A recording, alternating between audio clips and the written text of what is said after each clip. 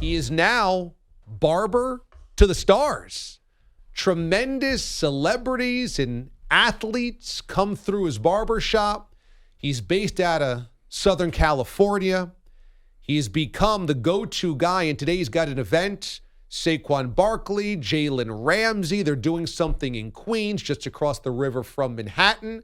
Joining me here in studio, so you should be watching at watchda.com, on Twitch, the CBS Sports Radio channel, and on YouTube. We are streaming live right now using the CBS Sports Radio channel as well, is the Barber King, Philly Garcia. Philly, good morning, man. Let's go. Thank you for having me, Damon. My pleasure. How you doing? I'm doing good. We're enjoying the city right now, so yeah, we're having fun out here. It's a little different environment for me, but I love it. A little different from SoCal, but of course, still got that big city energy. Love it. You know, a little bit about myself. I come out here at least twice a year. Yeah. I get inspired every time I'm here. I don't know why. I like the vibe. I like the energy. I like what it comes with. So I take that back with me too. That's awesome. California. Well, the story that you have is just amazing, which is why you were profiled as part of the Modelo campaign for that fighting spirit.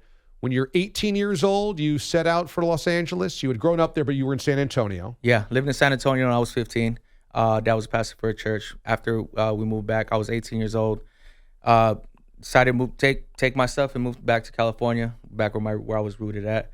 And life happened. So you got in a car and you just drove. You didn't have a place to stay. You didn't have a job out there. Didn't have nothing. But you decided you were going to be a barber. Yeah. Because you had grown up around barbershops as a kid. Yeah. So I grew up, even sometimes, mom and dad forgive me, ditching school, going hanging out at the barbershop. Just, I love the environment. I love, everything that came with it. And that was something that I've always kind of looked forward to. So when I turned 18, it was kind of like it was always embedded in me. And then I just pursued it. So you took this chance, got in your car, drove to L.A., and you were sleeping in your car. You were homeless. Yeah, I was homeless, 18 years old, just trying to figure it out. Didn't want to look anywhere else for help, but thought if I can get myself out of this, the sky's the limit. Weird question, but when you're sleeping out of your car, where do you park the car at night to make sure you're safe and not going to get towed or picked up by a cop? You got to change it up, from time to time. There was nights where I would even scramble up some cash, right? Go, stay at a motel here and there. But for the most time, you got to do what you got to do. Parking lots, gyms, different places. And sometimes, I had friends too, and some of them, even my closest friends, didn't know my situation. I would just kind of play it off. It was a personal thing that I wanted to kind of, get myself out of. So, yeah. Okay, so you get out to L.A., you're 18 years old, you're trying to build a business. It's been hard to do so. You want to open up a barber shop, you can't do it, and then you have a chance encounter with Amare Stoudemire. I did. You go out. Are you eating at the restaurant he's eating at? No. So this is I was going to say, if you're broke and homeless, you're probably not eating at Amare Stoudemire. Things are getting a little better at the time. Already in the shop by then, building up, and it was 2018 All-Star Game, NBA All-Star Weekend, should I say. It's coming to LA. Yeah, and I was with a buddy. We went out there. He wanted to get some new shoes released. But for me, I've always, the best ability is what availability, right? So for me, I've always just held my clippers with me, saying if there was ever a chance, I'm ready. And there was nothing that I was going to say, well, I didn't have my clippers on me. We were eating, and just like me and you were having this conversation, sitting right across, I see big Amare Stoudemire walking by. It's hard to miss this dude. And without hesitation, I got up from my chair at mid-conversation. I just went up to him. I said, hey, man, you need a haircut? I'm ready right now. He was like, let's do it. Meet me at my hotel. From there, that was just my game plan, that if you make yourself available, So that's kind of crazy. Yeah. Were you nervous at all to go up to an NBA star, an NBA All-Star Weekend, and be like, hey, I can cut you right now?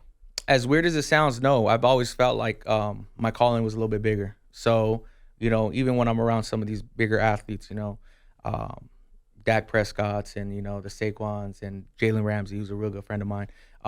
It just feels normal. It's not that I want to say I'm at their level, but I know how to talk with them. I know how to vibe with them. And it's a good time all the time. So yeah. when we're there, it just feels like me and you are chatting right now. And that hunger was within you to make something of yourself. And right. So going after Amare Stoudemire was a chance to do so. So you were motivated. Right. Philly Garcia joins us, the Barber King, here in studio. So you're like, I'm ready right now. He goes, follow me back to my hotel? Yeah. So I go back. He was with, I guess, some of his assistants and whatnot. Go back to his hotel, cut his hair, boom, boom, boom, finished up, and we left. And I really took that game plan, and that's when I took my talents and went to the 2018 NFL draft in Dallas with no leads. Just went out there on a limb, man. Me, my wife, and my daughter. Okay, so you're cutting Amare's hair, and you're like, all right, this is going pretty well. Let me try to do this more. Network just cold call, basically. Right. You go out to the NFL draft, and you just start glad-handing people, shaking their hands, and going like, I can cut you right now? So what happened is we did the whole Instagram spam thing. We try to reach out to all the players, and it's kind of hard, they get all these DMing DMs. them on right, Instagram? exactly, right. And my wife, huge part of that, because when I was still working in the shop, I said, look, this is the vision. Can you help me out? She got me emails, whatever. She did whatever she had to do, and I'm spamming everybody. I get one or two back, right? And then it was first one I think responded was Rashaan Evans, right? He was in that draft. He responded. So then what happened was when I got there, he was my only lead necessarily, right? But I still hadn't cut his hair. He goes, hey, can you cut my brother up, my brother's hair first? I said, okay. So when you go into this draft, there's different, scenarios, right? Where different levels, and you got to have certain credentials. I didn't have credentials. I'm just a barber that no one knows about. So when I cut his brother's hair, he got me past, that gate, right? Like a video game. You got to, each right, level you got to get past. And sure enough, once I got back there, I stayed there all day. I'm like, if I leave, they're not going to let me back in. So while I was back there, I played the let's go get it game. And I just started, what I did with Amare, I was doing it to everybody. Minka Fitzpatrick, Vita Vea, Saquon Barkley. I mean, you name it. I was just, who else is, man, the names go on and on and on. And I was just like, just hey, flat hustling. I'm here, and I'm ready to go now. You need to cut? At the draft, where are you cutting these guys' hairs? In the rooms. Yeah. Okay, so you're getting their numbers. Then after you leave that, you're like, I'll go to your hotel room and cut you up there. Yeah. Go to, and then a lot of them came with family too, right? So it'd be like cut my brothers up too. So it was a process, but that's awesome. Yeah, it was just straight hustle. Straight hustle. That's just the name of the game for me. It's something that, like I said, it's always been embedded in me. We kind of go after it and we don't look back.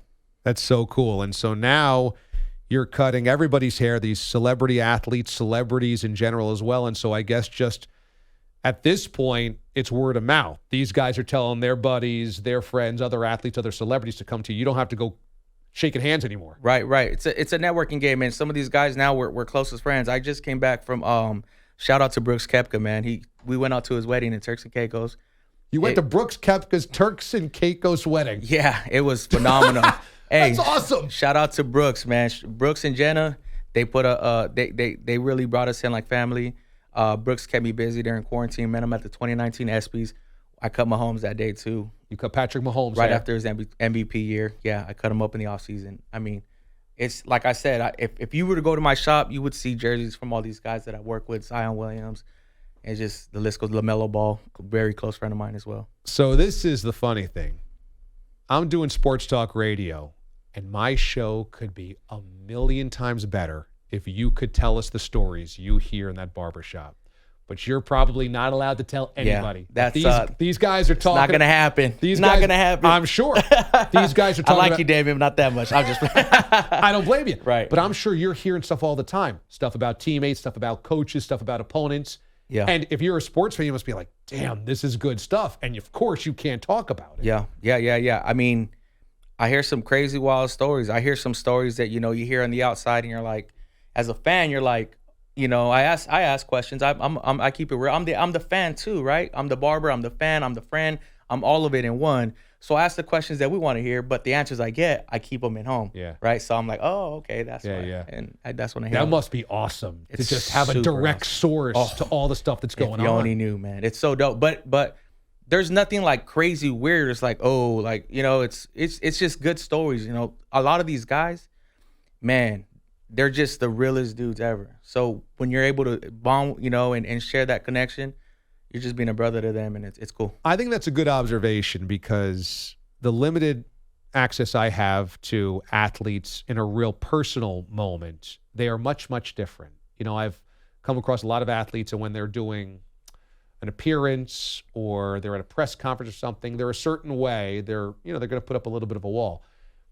When you get a lot of these guys just one-on-one, if they're in studio with me during a commercial break and we're just chopping it up, they're so cool. They're so down to earth. So many of these guys you assume could be huge egomaniacs, but you get them off camera or away from everything, and you're like, oh man, they're normal. So that's a pretty refreshing thing about a lot of Yeah, and that's what I tell everybody too. I said, the guy you see on TV, man, Jalen is a good example of that, right? He's a dog on the field. He is a menace on the field. And loud in press conferences. Jalen Ramsey's that guy on the field. That guy you see at home loves his daughters, loves his family, loves his close friends. He loves spending time. Jalen comes out and plays 6 a.m. basketball with me an hour and a half away just to hang out. That's the type of guy he is. He's a stand-up dude. And that's what I'm saying. These are the things that people don't see, but I get to experience them because the position I'm in. And it allows me to tell stories like this to say, these guys are real too, but, that who they are, that's just what got them there. But on the side, like, you get what I'm saying, David? Yeah. And it's so cool to just be able to experience that and share that with everybody. The Barber King, Philly Garcia, joins us in studio this morning on the show. So how did the Modelo commercial happen? And has life changed since you and your pops were featured as a Modelo commercial? Right. So life did change, and that story is 100% authentic, everywhere from sleeping in my car to me getting fired in front of my dad. It's a crazy scenario to say that you've been fired in front of your dad, but because how did that happen? Right. Life came at me full circle. Now getting fired in front of my dad, now me and my dad are on a commercial, right? And, it's a very cool bonding moment with my father. He's my best friend. Love him so much. So anything I get to do, he's a huge sports guy, raised me in sports. Half the people that I get to work with, that I don't post or hang out or whatever, I say, hey, can you share something with my dad? And my dad gets excited, stoked like a little kid.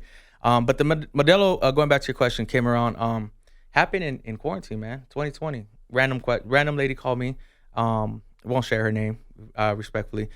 She called me and she says, "This Philly?" And I said, "Yeah." She says, "Well, we've been trying to get a hold of you." And she sounded like a mad aunt, like she's scolding me. I'm like, "What do you mean? Like, what's going on?" She's like, "We want to know if you want to do a beer commercial." And I was just like, "Sure." And I thought it was a prank. Hung up on her. Yeah. She called me back. She was like, "Don't hang up. This is a serious thing." Oh, you hung up thinking it was just a prank phone call. Right. Right. Imagine that, right? Anytime she runs Modelo marketing. Right. Shout out to her because she called me back. She could have been like, "Dude, screw this. I don't want to talk to him anymore." Yeah. Long story short, we had an interview. 10 months later, I'm at a Michelob Ultra commercial shoot with Brooks, and Spike Lee is shooting it. And while I'm on there, because I haven't heard from them, I said, "Hey guys, just out of curiosity, I'm on a beer shoot. Any word? I've never heard from you guys." They were like, "Your ears must be ringing. Well, stay close to your phone." 2 weeks from that day, Modelo calls me, said, "We rewarded you with a commercial." Cool. And even then, I still didn't know what that was. Yeah. I was just like, "What?" They said, "Your life's about to change." Yeah. That's awesome. Yeah. So now you get recognized everywhere. Everybody knows your story. Everywhere. Sometimes I'm with these athletes and they say, "Hey, there's Philly." I don't want to put some of these guys on blast, but I've been with an athlete, a person walking up to us, and I'm thinking they're gonna go up to him. He's a recognizable athlete, and they walk, "Hey man, what's up, Philly?" Nice. So it's one of those. See, it's super funny, it's super cool, but that's awesome. It comes with the game too, man. So. Okay, so you're an LA guy. The Rams, you got Jalen Ramsey, you got other Rams that you cut their hair. Cam Akers. They're now Super Bowl champs.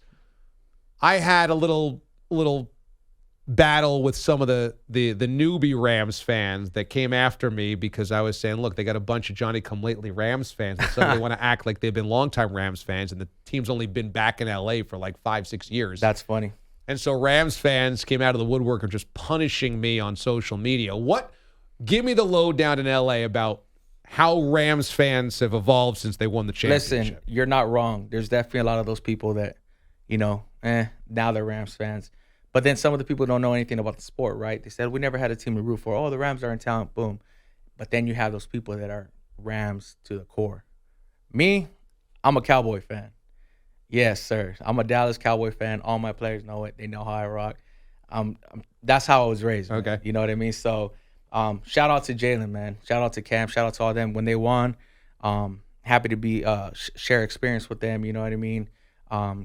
It's just, shout out to the city of LA too. It was good to have them bounce back. We haven't had something since Dodgers won, but we didn't even do that in LA as well, or Lakers, right? Exactly. So, for LA, it was good for the city to kind of get something like that. I brought my clippers here, and I just wanted to give you these clippers. You can break them down. These are kind of old, but you just tell me what you see when you get these clippers in your hand. Can you do any work with those?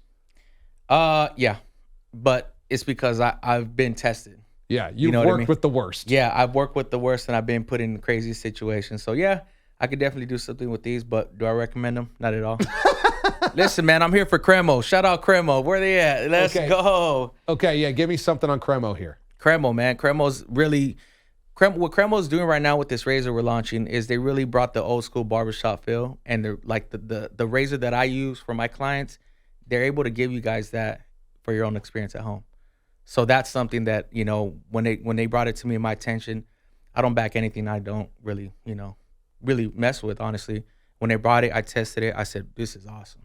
This is something I feel comfortable using. So I'm out here right now with Cremo. We're doing the Cremo Razor residency, and we're doing it in Long Island City from 11 to 7. So anybody want to shave, come out. We're going to be having shaves. We're going to be having cocktails. We're going to have a good time, man. You should come out. Jalen's going to be there too, isn't he? We're not dropping any names right now. Okay. We're not dropping any names. We're just having a good time, and we're having a good time and representing Cremo the brand.